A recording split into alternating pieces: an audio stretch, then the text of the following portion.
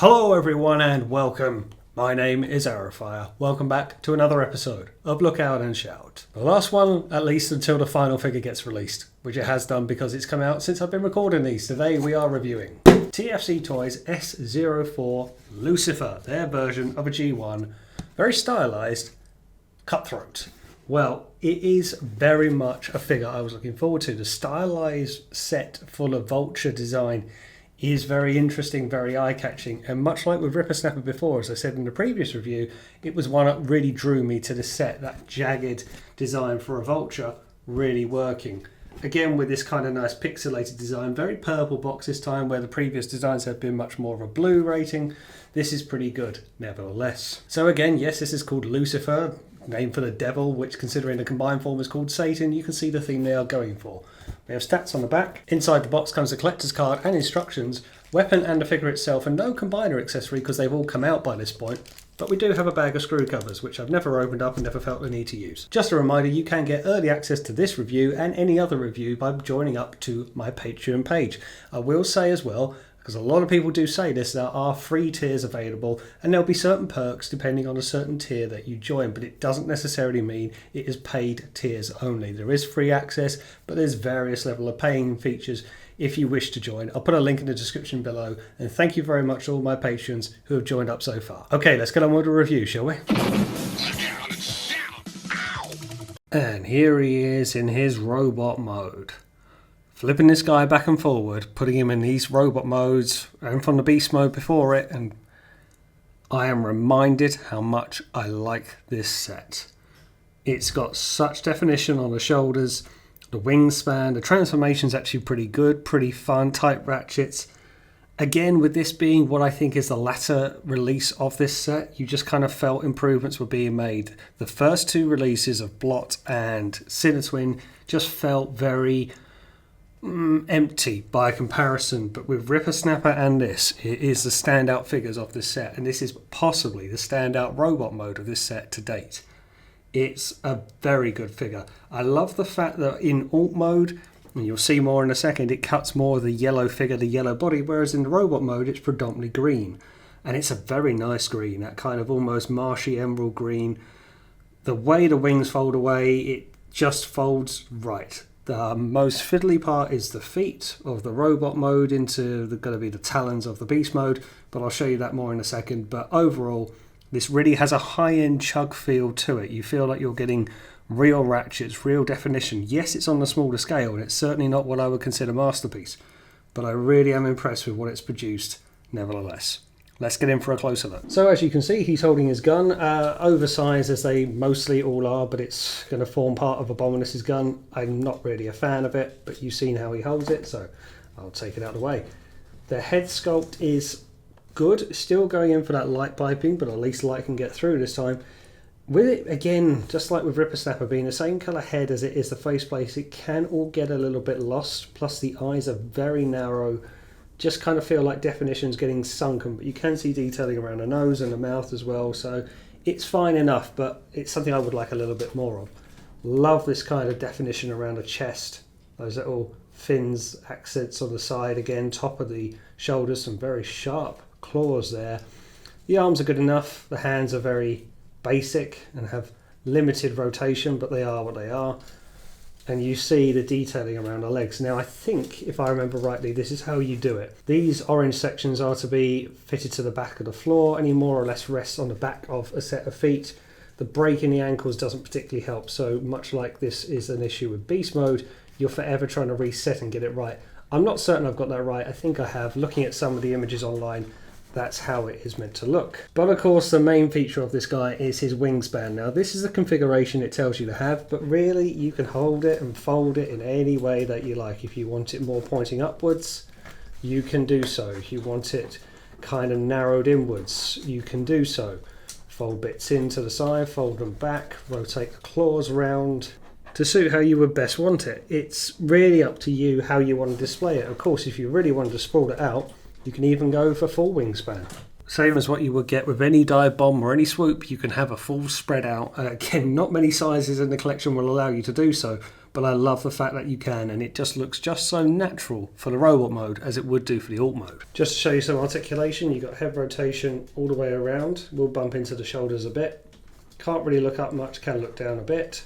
No, well, there is a little bit side to side head wobble actually. Outward on a friction on the shoulder, ratchet all the way around, but it will start to hit on that side. You also get very toothy ratchets for how the arms house for, well, what will be combined mode, but also for alt mode.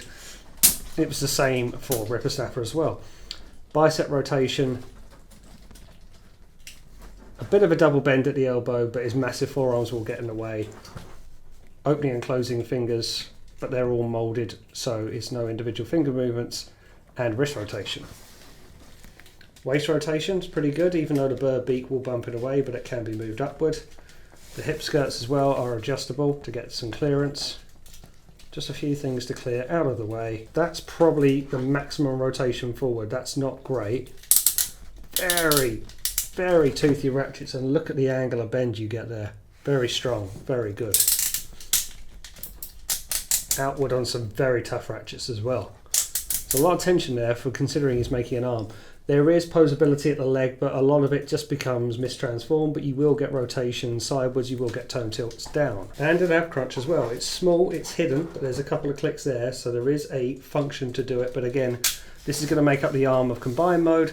Very strong ratchets in some points, so don't be surprised if a few things come untabbed. You just have to do a bit of resetting on. And that's it, so on to some comparisons. Here he is alongside the previous review I did for this set, alongside their Leviathan, their version of Ripper Snapper.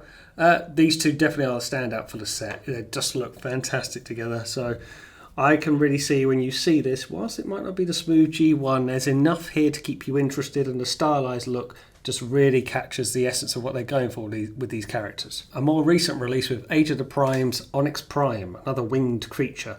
It's modern engineering, quite a bit of time's passed since these releases now, but I get a similar sense of wingspan, I suppose. Not that these two characters would ever share the same continuity or space, but I thought I'd show you. Again, you see much more of the chug scale than anything towards Masterpiece. A quick whistle stop with Blot, their Mammon from before. Not my favourite figure of the set, certainly in robot mode. And again with Astaroth, their version of Sinatwin. You can just see the advancements on this one. It's night and day, even if he is going to make a leg and he's going to make an arm. It is quite worlds apart. Well, go on then. I'll show you the final member, which has been sent to me as I've been going through recording this. Jakiro, their version of Hungar.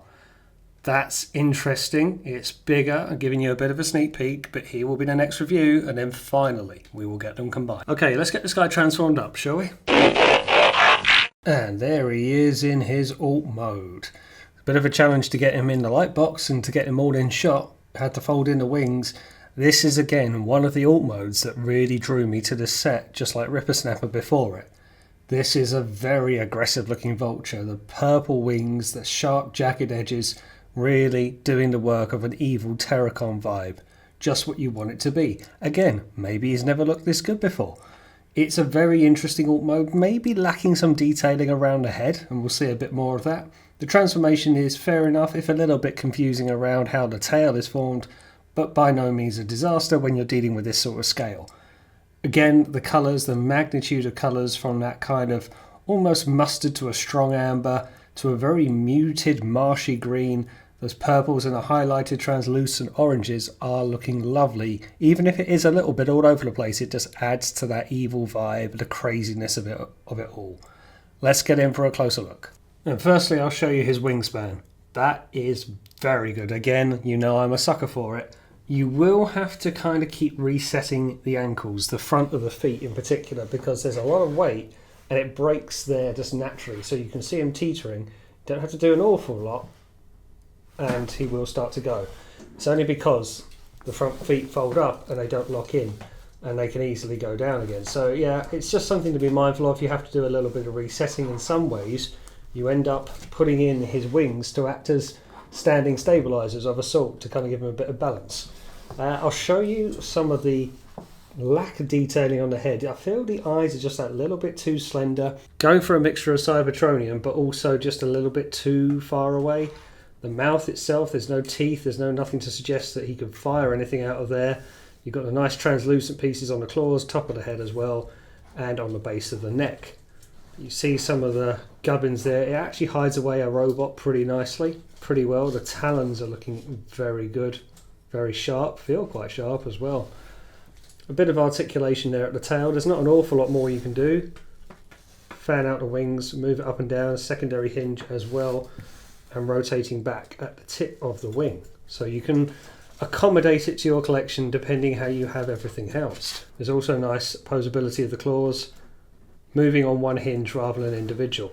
The head rotation is just look up. It's supposed to tab in, but it's not the most secure collection. And again, neck tilt, there isn't much of a there is a neck rotation as well. It's a bit squeaky, and you can end up looking a bit, he is quite Vulture, I suppose. You do get that, but it can somewhat break the image. The weapon storage isn't fabulous. He can hold it on one side and it just looks a bit off for me. It will store like they all kind of do on the back. It's a shame he can't hold it in the sort of the undercarry position, and that would have looked a bit more central. It just looks very odd on one wing. But it is somewhere you can store it, I will say that. You can also do a bit of articulation at these rear parts of the wing. And stability issues being this guy's main problem. So on to some comparisons. We'll get some other wingspans in here, shall we? Here he is alongside Studio Series 86 Swoop. I really like the comparison, but they couldn't be more different. This has really gone for that off-the-screen vibe, whereas this is a very stylized look and barely G1 at all. It would be good to have them alongside one another to do a comparison, but whilst they have both got wingspans and it is kind of Dinobots versus Terrorcons, which does work, the styles clash quite a bit. So yeah, that's a bit of a shame. I'll zoom even further out for this. Here he is alongside Power of the Prime's Dive Bomb. This is huge wingspan, if anything too big, but it's another wingspan nevertheless. It looks a bit more in keeping, I guess, the kind of evil vibe, the evil colours somewhat complementing each other more than this straight off the screen accuracy of Swoop. But it is, again, very toon inspired, very stylized inspired. Yeah, not much of a comparison to draw, but one of the few things I do have in a bird wingspan mode. So what is my view on Lucy's fur? It is in many ways the best one of the set, even though I probably prefer Ripper Snapper because I think the alt mode really does a good job. This is easily the best robot mode, and the robot mode for Ripper Snapper is pretty good, but the proportions are absolutely right here. The definition, the wingspan, it does everything that it needs to do. To the point that it's made me think if the first two releases were done to this standard and this level of proportion designing and decorations and colour palette, then the set will be a must-have. But the first two releases are a little bit of a downer. Okay, they're going to make up Combiner limbs, so are you ever going to know? Possibly not. But as it's been so long and this is all we've had to go on, it really is a standout when you get to this point of the set, but let down by the earlier releases of the set. A couple of things I would have liked, a bit more definition around a face sculpt, and it was the same with Ripper Snapper, that same colour faceplate to the same colour head, whilst it might be too inaccurate, and the same with the likes of Dive Bomb, it does kind of look a little bit sunken and forgettable. If you have a different colour face palette to a different colour helmet, it just stands out a bit more, makes the features stand out. But again, this is where I say the stylized design works on some characters more than others. Feral creatures like the Terrorcons really work. When it's done to this standard for a very fierce, widespread vulture, it's really doing the business. This is where the stylization really comes into its own. I'm not massively fond on the gun, but I haven't been massively fond of all of their weapons so far, and it's going to form a combined weapon come the end of it. We'll see about that in a combined video. I haven't spoken about this in any of the reviews so far. Are they worth their prices? You're kind of looking now, well, it's tricky because they're not going to come out again, I don't think, but they were around £80 to £85 at release. That's probably okay. I wouldn't be paying an awful lot more. These aren't £100 figures. When you think you are getting X-Transbots Constructicons for just over £100, this isn't on that scale. These are very much down at the chug range. And they're good enough, and yes, you're getting ratchets, and yes, you're getting nice designs, and they are third party rather than official, but I don't think they're worth the most amount of money because of some of their limitations, even if they do have nice features built within them. A couple of squeaky joints here and there, and some interesting articulation, but a fairly good transformation, and some very nice ratchets within, nice paint job, nice proportions, nice in both modes. It really does an awful lot right and very little wrong. And this is why, as I say, it was the one that drew me to this set. Based on this, I give this guy 4 Rodimus Star Badges. Very good. Probably the best the character has again ever looked, much like Ripper Snapper before it. It would just be nice, now we know how good it could have been, if the first two releases did get reissues to bring them a little bit up to spec, and you'll see more in a combined video when they're all side by side. And there we go, that is my review of TFC Toys S-04 Lucifer, their version of a stylized G1 Cutthroat. I'll put some photos up at the end. Thanks for watching. Don't forget to like, share and hit that subscribe button, because I will see you on the next one.